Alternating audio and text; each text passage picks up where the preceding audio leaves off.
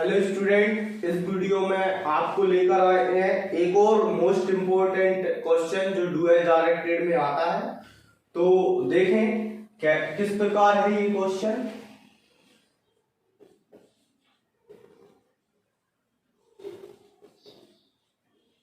If unless का use, if का मतलब होता है यदि और अनलेस का मतलब होता है यदि नहीं। तो ये बहुत इंपॉर्टेंट क्वेश्चन है। इफ और अनलेस मतलब इफ के स्थान पर अनलेस का प्रयोग करने के लिए एग्जाम में आता है। तो सबसे पहले हम इसका नियम देखेंगे कि नियम क्या होता है। तो देखें इफ के स्थान पर क्या अनलेस का उपयोग कैसे करते हैं। तो नीचे जहां पर हमें एक सेंटेंस में इफ लिखा दिखेगा उस इफ को हटा देंगे और अनलेस लगा देंगे। इफ के स्थान पर अनलेस लगा देंगे और पहले वाक्य के बाद हम कोमा लगा देंगे और कोमा लगाने के बाद हम दूसरे वाक्य को जोड़कर लिख देते हैं। लेकिन हम क्या करते हैं, दूसरा सेंटेंस जो होता है उसको देखेंगे कि वो सेंटेंस नेगेटिव है या पॉजिटिव है। यदि वो नेगेटिव होता है तो उसमें से नोट हटा देते हैं और यदि वो पॉजिटिव होता है ना तो पॉजिटिव है तो उसमें हेल्पिंग वर्ब के बाद या मेन वर्ब के बाद नोट लगा देते हैं।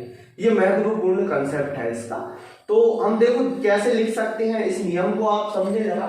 इस नियम में आप क्या लिख सकते हैं कि पहली चीज नियम को हम इस प्रकार लिख सकते हैं और समझ सकते हैं कि पहली हम ये देखेंगे कि इसमें दो सेंटेंस आएंगे, उन दोनों सेंटेंसों को हमें किस प्रकार सॉल्व करना है, दो सेंटेंस को कैसे समझना है। देखें आप, तो पहले सेंटेंस में आपको इफ लिखा दिखेगा, उसे देखें। तो नियम इस प्रकार लिखें कि इफ को हटाकर उसके स्थान पर अनलेस लगाते हैं और पहले वाक्य के बाद कोमा लगाकर दूसरा वाक्य जोड़कर लिखते हैं। लेकिन दूसरे वाक्य में यदि नोट लगा हो तो उसे हटा देते हैं और ना लगा हो तो हेल्पिंग वर्ब के बाद या मेन वर्ब के पहले नोट लगा देते हैं। बस ये नियम है। अब इसके अनुसार हम देखें सेंटेंस कैसा आ सकता है। इफ यू, एग्जाम्पल देखेंगे हम इसमें।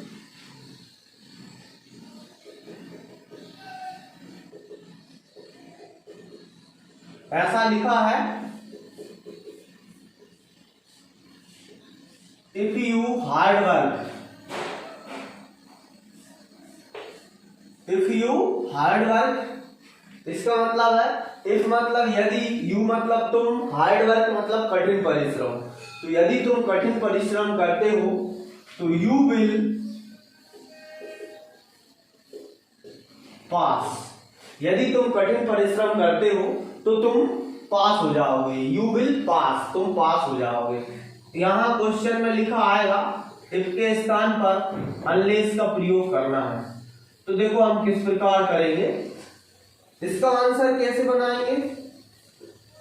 इफ जहां पर लिखा दिख रहा है उस इफ को हटा दो, इफ के स्थान पर अनलेस लगा दो, इसको हटाओ। तो इफ को हटाएंगे, इसके स्थान पर हम अनलेस लगाएंगे, अनलेस यू हार्ड वर्क। और इसके बाद कोमा लगाकर हम देखेंगे कि दूसरा वाक्य लिखना है, लेकिन वो पॉजिटिव है या नेगेटिव ये देखना है। तो सबसे पहले हम देखें कि इसमें हमें कहीं भी नोट नहीं दिख रहा। तो नोट नहीं दिख रहा तो हेल्पिंग वर्ब के पास जाते हैं, ये हेल्पिंग वर्ब है और हेल्पिंग वर्ब के बाद ये मेन वर्ब है। तो हेल्पिंग वर्ब के जस्ट बाद लगाना है या मेन वर्ब के पहले, तब भी वही आएगा। तो यू विल नोट, अब ये नोट लगा दिया, पास, नोट पास।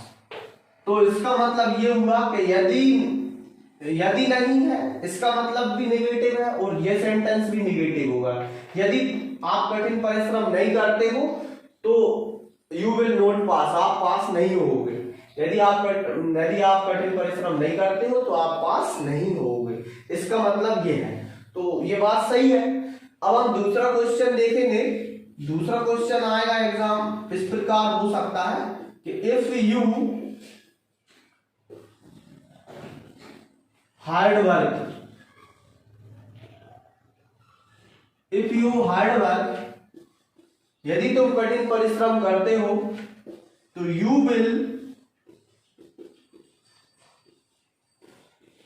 Note fail.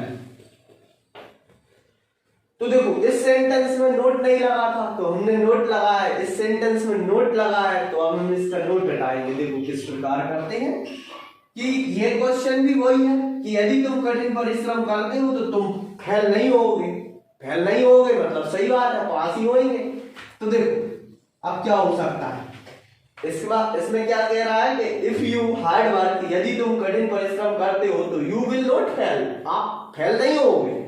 अब आप फेल नहीं होगे तो पास ही होगे।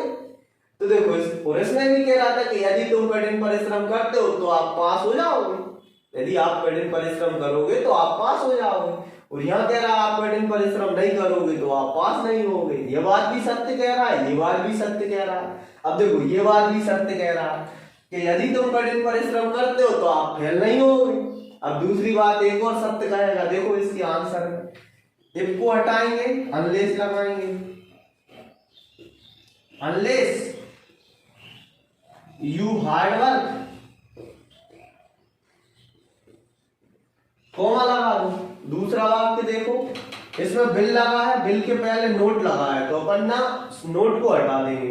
क्या करेंगे,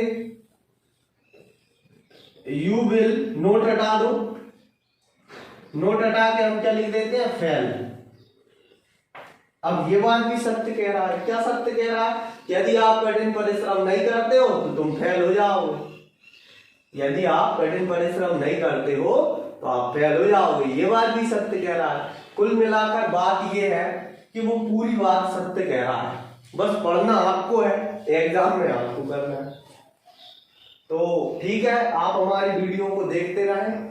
अब हम आपको अगली वीडियो में एक और शानदार टॉपिक लेकर आएंगे। तो इसके लिए आप हमारी वीडियो को लाइक करें, शेयर करें और हमारे चैनल को सब्सक्राइब करें। यह भी डू एज डायरेक्टेड का क्वेश्चन है, क्लास 9th से 9th to 12th do as directed के क्वेश्चन में आता है, डू एज डायरेक्टेड। इनको आप नियमों को बार बार सुने, हमारी वीडियो को देखें और उसमें से जो मैंने नियम लिखवाए बताए हुए हैं उन नियम को आप कॉपी में नोट करें और ऐसे बहुत सारे एग्जाम्पलों को करके देखें। धन्यवाद।